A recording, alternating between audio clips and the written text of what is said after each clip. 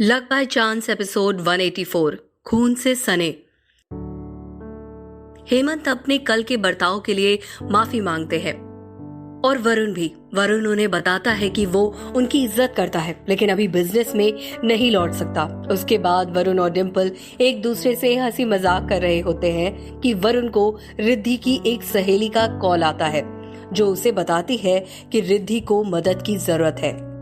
भले हेमंत सालों से न्यूयॉर्क में रहते थे लेकिन मुंबई में उनका नेटवर्क कम नहीं था और उसी नेटवर्क का इस्तेमाल करके उन्होंने डिंपल के बारे में पता कर लिया था। हेमंत अपनी तरफ से वरुण को मनाने में कोई कमी नहीं छोड़ना चाहते थे। ये जानते हुए कि वरुण डिंपल की कोई बात नहीं टालता है, उन्होंने डिंपल से मिलकर उसकी मदद लेनी चाहिए। हेमंत इस वक्त डिंपल के कॉलेज के कैंटीन में उसके साथ बैठे वरुण के बारे में बात कर रहे थे और उसे अपना आगे का प्लान बताने ही वाले थे कि उन्हें अपने पीछे कैंटीन के दरवाजे की तरफ से वरुण की आवाज सुनाई दी। वरुण की आवाज सुनकर डिंपल ने भी अपना सर ऊपर उठाकर देखा और वरुण को वहां पाकर थोड़ी हड़बड़ा गई और अपनी चेयर से उठती हुई बोली, वरुण तुम यहाँ? पर सवाल के मुंह से निकलते ही डिंपल समझ जाती है कि उसने वरुण से गलत सवाल पूछ लिया और अगर कोई इंसान है जिसके यहाँ होने से उसे हैरानी होनी चाहिए थी तो वो थे हेमंत कुकरेजा। डिंपल तुरंत अपनी भूल सुधारती हुई वरुण के पास जाती है और उसके गले लगकर कहती है, मैं कल से तुम्हें कॉल कर रही हूँ, मैसेज कर रही हूँ, पर कोई जवाब ही नहीं। सब ठीक तो है ना? कहाँ थे तुम? लेकिन वरुण का ध्यान डिंपल की बातों पर बिल्कुल नहीं था और वो अभी भी लगातार कैंटीन में बैठे हेमंत को देख रहा था। डिंपल वरुण से अलग होती है और वरुण हेमंत की तरफ बढ़ता हुआ डिंपल से कहता है, मैं तो तुमसे मिलने आया हूँ, लेकिन ये यहाँ क्या कर रहे हैं? तुम जानती हो इन्हें? वरुण को इतने सीरियस चेहरे के साथ हेमंत के पास जाते हुए देखकर डिंपल थोड़ा घबरा जाती है और वरुण के सामने आती हुई कहती है, उतना नहीं, लेकिन तुम जानते होगे ना वरुण, ये फेमस बिजनेस गुरु। और डिंपल की बात अभी पूरी भी नहीं हुई थी कि वरुण कहता है, हेमंत कुकरेजा है, बहुत अच्छे से जानता हूं मैंने, लेकिन कमाल की बात तो यह है कि इतनी बड़ी हस्ती होने के बाद भी ये तुम्हें और मुझे जानते हैं। वरुण की बात सुनकर डिंपल को याद आता है कि हेमंत ने थोड़ी देर पहले उसे बताया था कि वरुण से उनकी पहली मुलाकात बहुत अच्छी नहीं रही थी, इसीलिए वो वरुण का हाथ पकड़कर उसकी आंखों में देखती हुई कहती है, अब मुझे पता है तुम दोनों मिल चुके हो, लेकिन वरुण, हेमंत सर तो तुम्हारा ही भला चाहते हैं। तुम समझने की कोशिश तो करो, तुम सिंघाने एम्पायर को संभालोगे, इसमें तुम्हारा और तुम्हारे बिजनेस का ही भला है, उन्हें क्या मिलेगा? डिंपल को डर था कि कहीं गुस्से में वरुण हेमंत को कुछ कर ना दे या कुछ ऐसा ना कह दे जिससे इनके रिश्ते हमेशा के लिए खराब हो जाएं। इसीलिए वो वरुण को समझाने की कोशिश कर रही थी, लेकिन वरुण उसकी पूरी बात सुने बिना ही जाकर हेमंत के सामने रखी चेयर पर बैठता हुआ बोला, आपको डिंपल को बीच में नहीं लाना चाहिए था। ये कहकर वरुण डिंपल को देखता है और अपनी कार की चाबी उसकी तरफ उछालता हुआ कहता है, तुम बाहर कार में मेरा वेट करो, मैं बस थोड़ी देर में आता हूँ। डिंपल चाबी तो पकड़ लेती है लेकिन वरुण की बात न मानकर पास की एक चेयर खींचकर उसके पास बैठती हुई कहती है, मैं अकेले कहीं नहीं जा रही हूँ और अच्छा होगा तुम हेमंत सर से अपनी बात जल्दी खत्म करो क्योंकि मुझे भी तुम्हें कुछ बताना है। और डिंपल किसी जिद्दी लड़की की तरह वहीं अड़ी रहती है। वरुण जानता था कि अगर डिंपल ने कह दिया कि वो कहीं नहीं जाएगी तो जब तक बात खत्म नहीं हो जाती वो वहीं बैठी रहेगी। इसीलिए वरुण हेमंत की तरफ देखकर ये सोचने लगता है कि अपनी बात कैसे शुरू करे, लेकिन वरुण के कुछ कहने से पहले हेमंत कहते हैं, कल जो कुछ भी हुआ उसके लिए आई एम सॉरी वरुण, मुझे इस तरह जबरदस्ती तुम्हारी लाइफ में घुसने की कोशिश नहीं करनी चाहिए थी। I am really sorry, please मुझे माफ कर दो।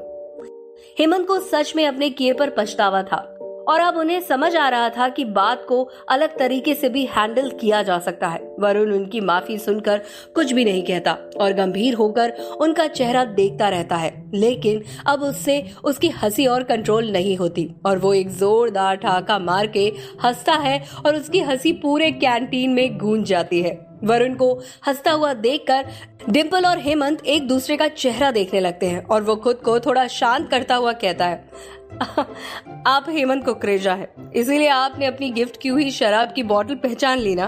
पापा ने मुझे बताया था कि वो बोतल उनके हेमंत नाम के फ्रेंड की दी हुई है, लेकिन मुझे नहीं पता था कि उनका मतलब हेमंत कुकरेजा से था। वरुण को शांत देखकर डिंपल चैन की सांस लेती है और हेमंत भी हंसते हुए कहते हैं, पहचानता क्यों नहीं? वो बॉटल मैंने तुम्हारे पैदा होने पर गिफ्ट की थी उसे, लेकिन बताओ, उसने खोलकर उसे टेस्ट भी नहीं किया। यह सुनकर वरुण के चेहरे से हंसी गायब हो जाती है और वो टेबल पर रखे अपने हाथ की उंगलियां देखता हुआ निराश होकर कहता है, और भी बहुत कुछ किए बिना चले गए वो। अगर मुझे पता होता कि वो इस तरह इतनी जल्दी, और माँ तो मिली ही मुझे कुछ दिन पहले थी। यह कहते हुए वरुण का गला और आंखें दोनों भर आते हैं, लेकिन वो किसी तरह खुद को संभाल कर फिर से मुस्कुराने की कोशिश करता हुआ कहता है, खैर, मैं आज ही आपसे मिलने आने वाला था, पर आप यहाँ मिल ही गए हैं, तो सबसे पहले तो मेरे बिहेवियर के लिए आई एम सॉरी। और जैसा कि मैं आपको पहले भी कह चुका हूँ, मैं मेरे बिजनेस में वापस नहीं लौट रहा हूँ, लेकिन अगर मेरा मन बदला तो शायद लौट भी जाऊं। तो प्लीज आप मेरे लिए परेशान मत होइए। आप मेरे लिए शुक्ला जी के बराबर है, जिन्हें मैंने अपने पापा का दर्जा दिया है। मुझे पता है आप मेरा भला ही सोचेंगे, लेकिन इतना कहने के बाद वरुण रुक जाता है और उसकी बात सुनकर डिम्पल उसकी तरफ देखती हुई पूछती है, लेकिन क्यों वरुण? जब तुम सब जानते ही हो तो प्रॉब्लम क्या है?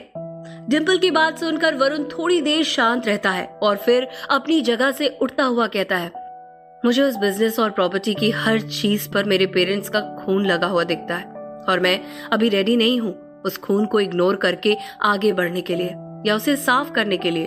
और वहां से चले जाता है। वरुण के जाने के बाद हेमंत और डिम्पल भी अपनी जगह से उठते हैं, लेकिन कुछ कहते नहीं, जैसे वरुण की बात की गहराई को समझने के लिए उन्हें उस सन्नाटे की जरूरत हो। कैंटीन के बाहर निकलकर हेमंत एक बार फिर डिम्पल के हाथ में अपना कार्ड थमाते हुए कहते हैं, कभी भी किसी भी चीज की जरूरत हो तो प्लीज मुझे कॉल करना। मुझे पता है मैं चाहे जितनी भी कोशिश कर लूं, लेकिन शुक्ला की बराबरी नहीं कर सकता, लेकिन मैं अपनी तरफ से पूरी कोशिश करूंगा। डिम्पल मुस्कुराते हुए हेमंत का कार्ड ले लेती है और उनके जाने के बाद जब पार्किंग में वरुण की कार की तरफ बढ़ती है तो देखती है कि वो अपनी कार से टिक कर खड़ा सिगरेट पी रहा है। वरुण को अभी सिगरेट पीने की आदत नहीं लगी थी और डिम्पल चाहती भी नहीं थी कि लग जाए, इसीलिए वो वरुण के पास आकर उसके उंगलियों के बीच से सिगरेट लेकर उसे फेंकने की बजाय खुद एक कश लेती है और ये देखकर वरुण हैरान रह जाता है। वरुण डिम्पल के हाथ से सिगरेट छीनने की कोशिश करता है, लेकिन उससे पहले ही डिम्पल खांसना शुरू कर देती है। वरुण हड़बड़ाता हुआ डिम्पल की पीठ सहलाकर कहता है, तुम ठीक तो हो? किसने कहा था तुमसे इतना स्टाइल मारने के लिए? ज्यादा फिल्मी होने का नतीजा यही होता है। डिम्पल खांसना बंद करती है और वरुण उसके हाथ से सिगरेट छीन लेता है, लेकिन इससे पहले कि वो आगे एक और कश लेता, डिम्पल पार्किंग में लगे नो स्मोकिंग के साइन की तरफ इशारा करती हुई कहती है, मैं कंप्लेन कर दूंगी तुम्हारी। खांसने की वजह से डिम्पल के गाल लाल हो गए थे और वो बहुत मुश्किल से बोल पा रही थी, जिसे देखकर वरुण ने मुस्कुराते हुए सिगरेट फेंककर उसे अपने जूते से बुझाते हुए कहा, तुम कार में बैठो, मैं तुम्हें बुक स्टोर छोड़ देता हूँ। ये सुनकर डिम्पल अपना सर धीरे से पीटती है और दांतों तले अपनी जीभ दबा लेती है, जैसे कुछ भूल गई हो, और वरुण कंफ्यूज होकर उसकी तरफ देखने लगता है। डिम्पल वरुण से कहती है, मैंने कहा था ना मुझे तुमसे कुछ जरूरी बात करनी है, मैं वही बात तो भूल गई। एक्चुअली मेरी एजेंसी की तरफ से मुझे एक एड में मॉडलिंग का काम ऑफर हुआ है, तो मैं सोच रही थी कि बुक स्टोर का काम छोड़कर वही कर लेती हूँ। पैसे अच्छे दे रहे हैं वो, और काम भी ज्यादा नहीं है। काम की बात करते हुए डिम्पल बिल्कुल एक प्रोफेशनल लग रही थी और वरुण ने उसे ऊपर से नीचे तक देखते हुए कहा, मेरे साथ रहकर तुम तो बहुत समझदार हो गई हो डिम्पल। वैसे एक बात बताओ, तुमने अपने पोर्टफोलियो में अपनी जादुई आवाज के बारे में कुछ लिखा है या नहीं, जिससे तुम्हें उस फील्ड में भी काम करने का मौका मिले? ये सुनकर एक बार और डिम्पल अपना सर पीटती हुई कहती है, हे भगवान, मैं इतनी इंपॉर्टेंट बात कैसे भूल सकती हूँ? मैंने मेरे असली टैलेंट को ही साइड में रख दिया है। अच्छा याद दिलाया तुमने वरुण। मैं आज ही कुछ डेमो वॉइस नोट्स रिकॉर्ड करने की बात करती हूँ एजेंसी में। और आखिरकार जब डिम्पल की सारी परेशानियां खत्म होती है तो वो वरुण को ऊपर से नीचे तक देखती है, जैसे थोड़ी देर पहले वरुण ने उसे देखा था, और कहती है, वैसे स्मार्ट तो तुम भी हो वरुण। तुम एक काम करो, मेरे मैनेजर बन जाओ, मैं तुम्हारा बहुत ख्याल रखूंगी, और तुम तो मेरा ख्याल रखते ही हो। इस पर वरुण उसकी तरफ मुड़कर कहता है, वैसे आइडिया बुरा नहीं है, लेकिन मेरी सैलरी मैं डिसाइड करूंगा। ये कहते हुए वरुण डिम्पल के होठों को देखता है और धीरे धीरे दोनों करीब आने लगते हैं कि तभी वरुण का फोन बज जाता है। फोन बजने पर वरुण खींच जाता है और डिम्पल से थोड़ा दूर होकर जब फोन की स्क्रीन पर एक अननोन नंबर देखता है तो उसका गुस्सा और बढ़ जाता है। वरुण फोन काटने वाला होता है उससे पहले ही डिम्पल कहती है, उठा लो, क्या पता कुछ जरूरी हो। डिम्पल की बात सुनकर वरुण फोन उठाता हुआ कहता है, सिर्फ तुम्हारे कहने पर उठा रहा हूँ। ये कहने के बाद वरुण फोन कान से लगा लेता है। फोन के दूसरे तरफ से एक लड़की की आवाज आती है जो थोड़ी घबराई हुई लगती है और वो इंग्लिश में वरुण से पूछती है, क्या वरुण सिंघानिया से बात हो रही है?